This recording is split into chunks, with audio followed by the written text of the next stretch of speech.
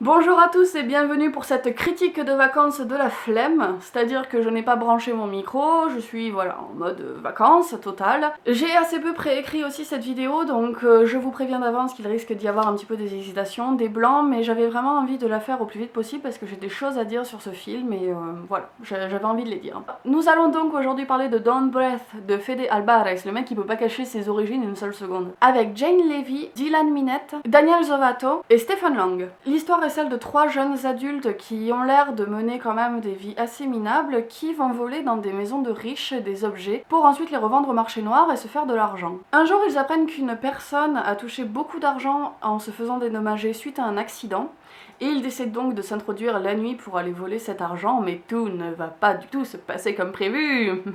Ce film a été surtout très bien vendu par Valentin de la chaîne Les Chroniques du Cinéphile, donc je te remercie à moitié. Je vais vous dire pourquoi, parce que y a quand même des choses qui m'ont beaucoup déçue dans ce film, beaucoup plus que ce à quoi je m'attendais, mais je dois avouer que dans l'ensemble, c'est quand même un film qui est assez frais. Ça reprend en fait beaucoup de codes et d'esthétiques de thrillers qu'on avait dans les années 90-2000 et qui ont été assez vite oubliés.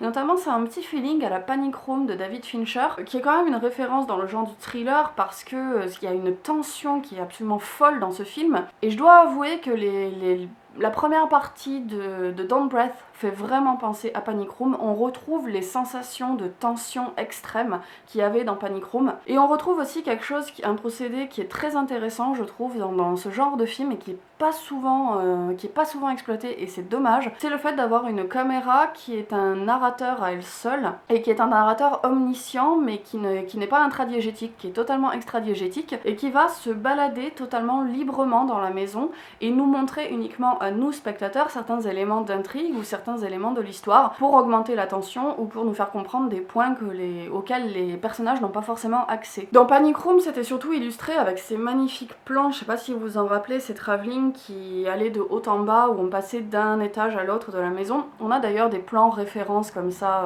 quelquefois dans Don't Breath. Là, ici, dans ce film, c'est surtout des travelling où la caméra va tourner en rond de manière très artificielle dans une pièce, va se glisser sous un lit, puis va ressortir de l'autre côté pour nous montrer des petits éléments. Elle va venir insister aussi des fois sur des objets qui sont des gros fusils de Tchekhov qui sont disséminés partout dans le film. Et c'était une utilisation très intelligente de la caméra et un très bel hommage à un des meilleurs films, un des meilleurs thrillers avec une des meilleures tensions qui soit, Panic Room. Mais le film s'arrête pas à un simple hommage, heureusement, il va au-delà de son modèle et il s'arrête pas à faire un simple copier-coller et à reprendre les codes de Panic Room. Ce qui fait aussi que je trouve que ce film a une identité propre et quelque chose d'assez original, c'est qu'on sent que l'aspect formel, l'aspect plastique a vraiment été très travaillé et très fouillé. Déjà, la bande son est très belle, elle est très angoissante et c'est pareil, elle fait énormément référence aux films d'horreur des années 90-2000 où la BO était vraiment essentielle. Et au-delà de ça, la photographie du film est aussi sublime. On a des ambiances de nuit extrêmement contrastées, très noires, qui vont jouer avec toutes les ombres et tous les objets cachés dans le noir, qui vont venir,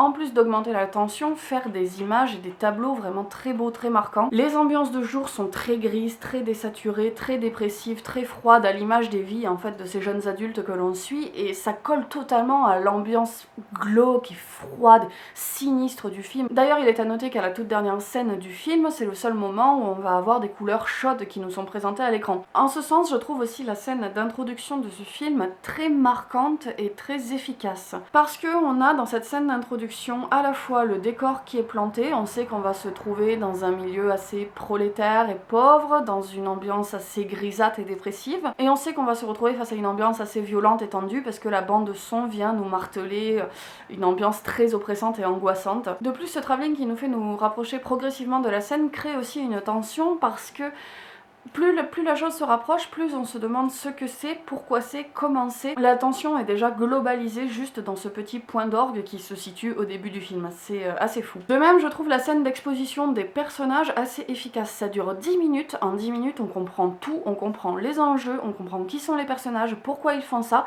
Et ce qui est encore plus surprenant, c'est qu'en 10 minutes, on arrive à trouver ces personnages sympathiques, à s'attacher à eux, et on arrive à comprendre leur background, leur histoire, etc. C'est juste un travail d'écriture très fin qui nous présente des personnages qui en plus ont le luxe de ne pas être des stéréotypes, sauf pour un, je dois avouer, le petit ami de la fille, voilà, lui c'est un stéréotype, c'est le mec grande gueule, un peu con, qui fait des conneries, voilà. Mais les deux autres ne sont même pas des stéréotypes, et c'est vraiment un travail d'orfèvre au niveau de l'écriture pour réussir en si peu de temps à condenser tant de choses. Ce film a vraiment compris le pouvoir de l'image et ne va pas s'embarrasser de dialogues inutiles. Ça se contente du minimum et ça fait tout passer par les images, des images qui sont très belles et travaillées. Ça suffit, c'est du très beau travail. À ce niveau-là, faut aussi louer le travail des acteurs qui sont vraiment, et il faut le dire, excellents. Non seulement on arrive vraiment à s'identifier à eux, on ressent vraiment ce qu'ils ressentent. Je pense que l'acteur le plus à louer là-dedans, c'est Stephen Lang qui joue la personne qui va se faire envahir par les trois adolescents. Il est incroyablement flippant, il est incroyablement juste et en même temps il arrive à être ultra flippant et ultra touchant. C'est fou, tout en ayant un personnage extrêmement difficile à incarner, et vraiment son jeu d'acteur est formidable. Mais comme je vous le disais, tout ça c'est vraiment en première partie du film qui, pour moi, devait se contenter de ce qu'il y avait en première partie, c'est-à-dire que ça fonctionnait déjà très bien, il y avait une tension de fou, mais vraiment j'avais mal au ventre, c'était un truc de dingue, je transpirais. J'ai rarement vécu ça dans une salle de cinéma, vraiment. Mais ils ont tout cassé pour moi avec un défaut d'écriture, de surécriture. Ils ont voulu trop en faire, en ajoutant un espèce de twist en milieu de film qui ouvre à une deuxième partie qui là est beaucoup plus classique. Évidemment je ne vous spoil pas le twist, mais pour ceux qui ont vu le film, je parle évidemment de la scène qui comporte des matelas, des coussins et des sangles. Voilà. Et oui, je trouve que cette deuxième partie, même si elle a des moments assez intéressants et intelligents, notamment tout le jeu avec le fait que le vieillard est aveugle, où c'est vraiment dans la deuxième partie qu'on va vraiment avoir de l'ingéniosité des personnages qui vont chercher à se dépêtrer de situations en tirant parti de cet aspect-là, mais on tombe dans quelque chose de beaucoup plus classique, dans un rythme qui en fait se contente d'aller de retournement de situation en retournement de situation, une fin à rallonge qui fait que à chaque fois qu'on pense que ça va être fini, ben non, ça nous rajoute encore un truc, ben non, ça nous en rajoute encore un, et une fin, une réelle fin par contre qui elle se contente d'être trop classique, beaucoup trop attendue, beaucoup trop déjà vue. En fait s'ils avaient cuté le film 10 minutes avant en laissant une fin ouverte, quelque chose beaucoup plus dans le suspense où on ne savait pas vraiment quel était le sort réservé au personnage, ça aurait beaucoup mieux fonctionné et ça aurait donné quelque chose de beaucoup plus fin. Ça devient aussi beaucoup plus classique sur les effets du suspense que ça utilise parce que jusque là le film avait cherché vraiment à travailler son ambiance, à travailler son visuel, à travailler la tension, et en deuxième partie on retombe dans des jumpscares beaucoup plus classiques, on retombe dans voilà, juste du sursaut pour du sursaut, et on a beaucoup moins le travail d'ambiance et c'est vraiment décevant. En fait pour moi c'est comme s'il y avait deux films à part entière dans un seul film et que les deux ne fonctionnent pas du tout.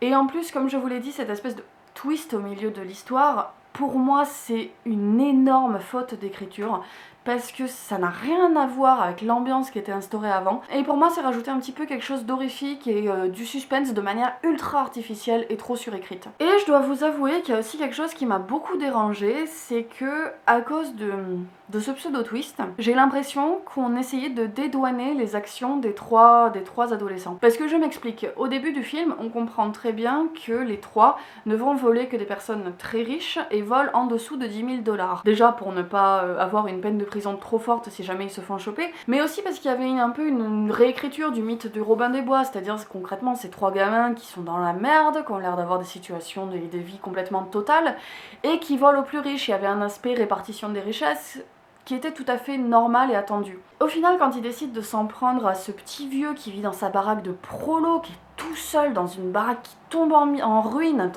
dans un endroit qui est glauque au possible, ben concrètement ce qu'on voit au début, c'est trois gamins qui s'en prennent à un vieux aveugle, qui vont le torturer et qui vont s'en prendre à lui, alors que lui essaye juste de faire le deuil de sa fille qui a été écrasée sur la route. Et c'est pour ça qu'ils ont rajouté, je trouve, cette espèce de twist au milieu du film pour dire qu'en fait, ben non, c'est bien fait pour lui parce qu'au final, c'est quand même un connard. Sauf que non, je trouve que ça ne fonctionne pas, et je trouve que ça a été juste placé pour dédouaner les actions des trois personnages. Du coup, ça fait que je ne sais pas vraiment quel était le message final du film, parce que il y avait le côté Robin des Bois au début qui fonctionnait bien, mais après, concrètement, on ne peut plus dire que ce sont des Robins des Bois. Alors c'est quoi? C'est une espèce de fatalité divine qui s'abat sur lui et qu'au final, il l'avait bien cherché et que c'est un espèce de coup du destin?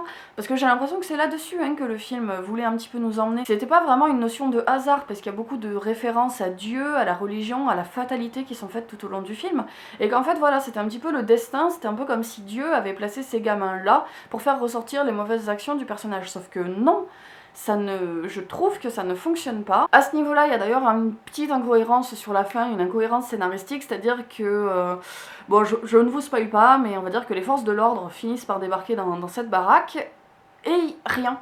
Genre zéro conséquence, que dalle. Très étrange, c'est comme si le film avait abandonné en cours de route. Comme s'il refusait en fait d'avoir des anti-héros aussi en personnages principaux, parce que ça aurait pu être hyper intéressant au final d'avoir juste un petit vieux qui est ultra parano et qui est à fond sur la sécurité, etc. Mais juste un petit vieux qui est normal, qui est complètement déboussolé par le deuil, qui pète un peu un cap parce qu'il y a 3 connards qui se sont introduits chez lui et ça suffisait déjà.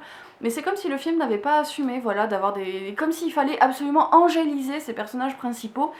Je trouve ça dommage. Je trouve ça dommage parce que ça rajoute une dose de moralité sur un film qui était jusque-là vraiment fin et qui avait pas besoin de ça.